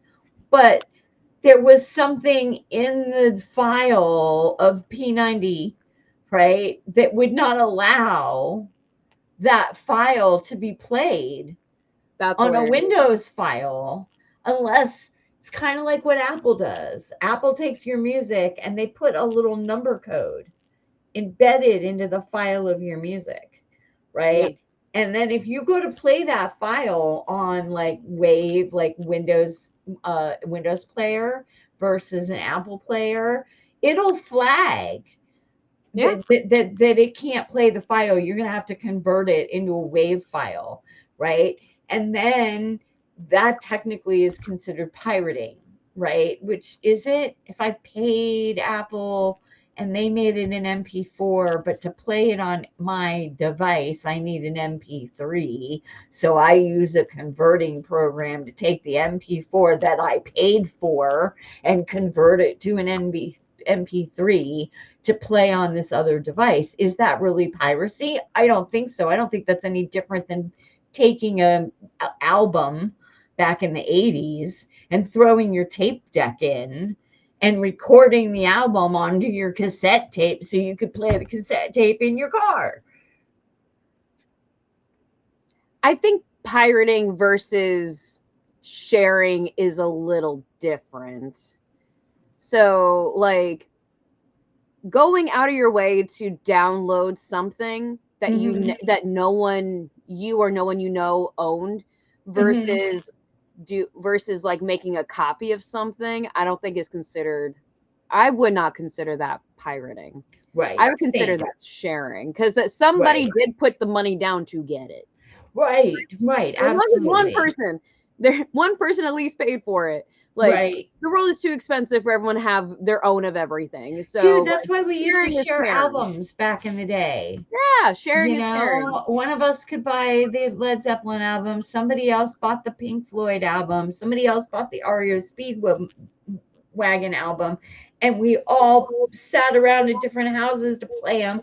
And or you sat on the radio. Of course, this is really dating yourselves, but you sat with your tape player with your fingers on the button, waiting Yep. for the song to come on the radio. So then you could hit record, but then you had to be right there to hit the pause as soon as the song ended. But I at did that with the books same though. time, okay, maybe that was called making a mixtape. Everybody did it. Nobody Yeah. cared, right? Now all of a sudden we have all these digital files, and you know, I want the artists to get paid. They should totally get paid. They work hard for their money, right? They create it. They should get paid. I don't have a problem paying Apple or Spotify to own the song, right? Say, okay, well, I want to download this. I want this on my hard drive. I want to have the MP4, the MP3 file to play on any device at any time that I want. So I'm going to give you the $3.99 or the $9.99 for the album, right? And you're going to give me that digital license so that then I'm not stealing, right? So the Yeah. person who made the music is getting paid, just like we buy a book on Kindle, right? We're buying it, the author's getting paid, right?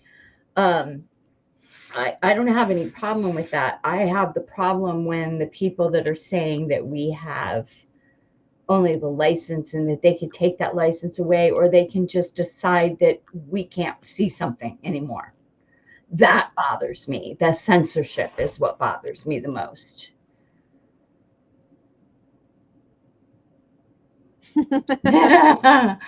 And Christmas in July wishes. no, really, and it's so funny because now I kick myself, right? When I was moving here from Washington, I had over 500 DVDs and Blu-rays, and I had probably 1,000 CDs, and I spent months taking all of my CDs and pulling them from the CD onto my computer, onto a portable hard drive. And then I got rid of all the CDs, except for a handful that were important to me for various reasons, right? So literally, I now have like maybe 25 CDs instead of 1,000. The movies I took from 600, 500, 600 down to about 180, right? So like everything fits now in my little DVD cabinet, right? My tapes, my CDs, and my movies all fit in there. I even have a couple of VHSs left. Um, and you know, I am now kind of regretting that because I'm like what we were just talking about. Now I don't own these these movies anymore. Now I only own a license, and Amazon could take that license away from me at any time. Um, See, that's kind of where I am. Like I have now more because Apple wants more money. Like it's not enough that I paid them hundreds and hundreds of dollars to buy albums from my, from artists. They You can't listen to that streaming. They want you to pay for their Apple Radio, right? And that's what they want to stream. In my opinion, they should let me stream the music that I paid for. Right. I want to listen to my own library. At least with Spotify, I can go in and say, okay, I like this, I like this, I like this, I like this. And that's all that's going to play me. Yeah. Right. Yeah, you create a playlist. Right. So, but again, that's not like Fuzzy Ewok was just saying, it's not supporting the artist. They're not getting paid when we're only doing the streaming. When we're paying, because Spotify is paying one overall big fee to Sony Music or BMI Music. They're paying an overall one licensing fee for everything in that music company's catalog, right? So it's up to the music company to make sure that their artists get paid, right? And that's where royalties and all that stuff comes in, where you got to be pretty savvy, or you really are get the low. That's what I think is really shitty about writers, comic creators. We're listening to everything Alan goes through to put out a comic, right? They have made it so expensive to put any content out there, right? That when you start to get successful, you're the last one to get paid. Yeah. Because everybody else is taking their chunk. And back to our original topic, I really hope that Marvel doesn't take all of their catalog and take it all digital. I think that they will find a vast disappointment in how many people are willing to make that leap. Now, I could be wrong. I could be completely wrong. And Kindle, Cosmology, whatever name it is, they could be blowing doors off of the number of issues that people are buying and reading. But given the people I see every Wednesday at my small local comic shop, people want hard copy. Yeah. Right. So, I'm certainly, if they took Black Cat, which is my favorite title Marvel is doing right now, they took that digital, I'd stop reading it rather than read it on my Kindle. Because my Kindle's this big. But also think Dude, of like my eyes can't deal with that. You also think of how big comic book covers are as well. Yes. So, like Absolute Batman was Harley Quinn this week. I bought every single cover. And they had some good ones. Yeah, they did. I got all of them. I got like the 1 in 25. I got all of them. Yeah, I did the same thing with Absolute. I think I brought home like 5 covers. Yeah. Are you going to give me those on Kindle? Where am I going to display them? Am I going to hang my device on a wall? No, I don't think so. Does it make things easier for them? But honestly, like, I really like that's the huge thing is the industry is all about physical media. We like having books are at an all-time high. like physical books I'm around all having time to high. trim my library, and it's traumatizing. Some of these books I've had since I was, a teenager or younger, and Mhm. I'm having to decide, what am I getting rid of? What am I going to store? What's going to go out on the shelves now? Because I'm having to take 9 shelves down to 5.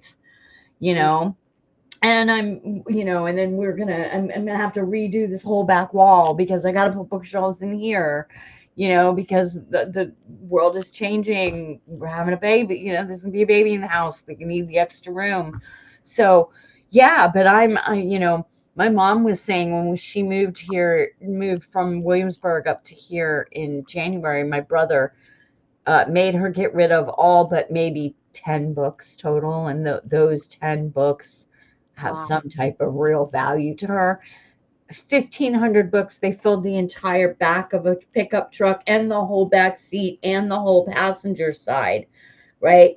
And all I could think was, I can't get rid of 1,500 books. That'd kill me. I'd never Oh, be able to drop my library down that much. my books are my children. Yeah, I've They're been going in the casket collecting. with me.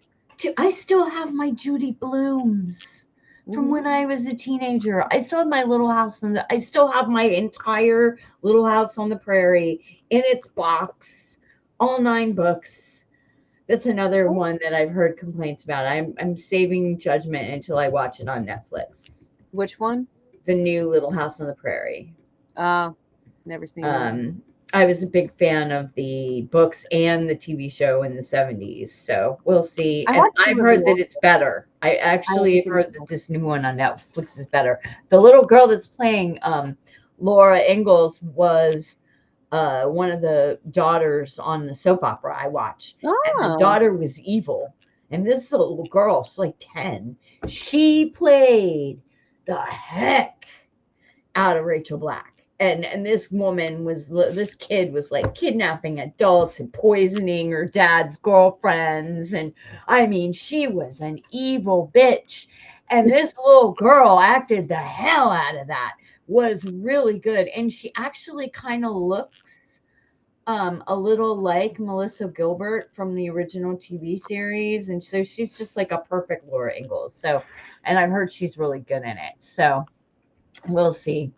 But they put Osage Indians in it, and then in the books, the doctor in their main town is black, so they cast him correctly as a black man in this new series. But it was an old white guy in the TV show in the 70s and 80s, and people were complaining about that.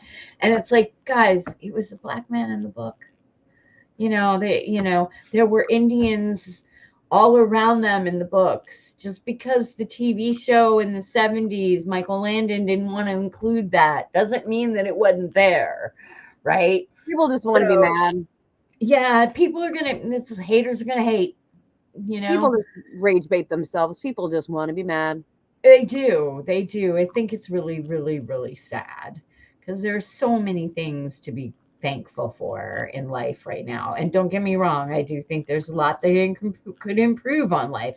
Cost of living, cost of gas, cost of food, blah, blah, blah, blah, blah. But on the whole, every day we wake up and we're breathing is a good day. So, on that note, wow, we covered a lot this. We did. I mean, well, we were on hiatus for 2 weeks. Um, Not sure who our guest is going to be next week, if we're going to have a guest. We usually kind of don't work that out until right around midweek. I know we do have a special guest that still wants to be on, but it's working out a time with their schedule because they work nights. So it's very difficult for them. So we might have to do like a special time and show for that. And I know that Kent Hubbs from Hubbs Comic Pressing Commentary. and Cleaning, uh, my slabs should be in soon. And we were talking about doing a show with him and then unveiling the slabs with Slab the Sal guy. With Sal the slab guy, not Slab the Sal guy. Wow, I'm totally got That's a that new backwards. nickname. No, that's That's it. Now canon. you're Slab the Sal guy. That's It's it. canon So now. it's that way forever. Um, Anyway, I did enjoy being on Codex a couple weeks ago, so thank you guys for having me as always. It was kind of fun. I got to do a little showcase and some comics that I had finished collecting and a whole series. So it was fun. So hopefully, guys, next week we'll have somebody special to chat away with us. But if not, it will definitely be Krista and I. Thank you for joining us. We hope that you had an amazing weekend and a great Sunday night. We will see you same siren time, same siren channel, and see you.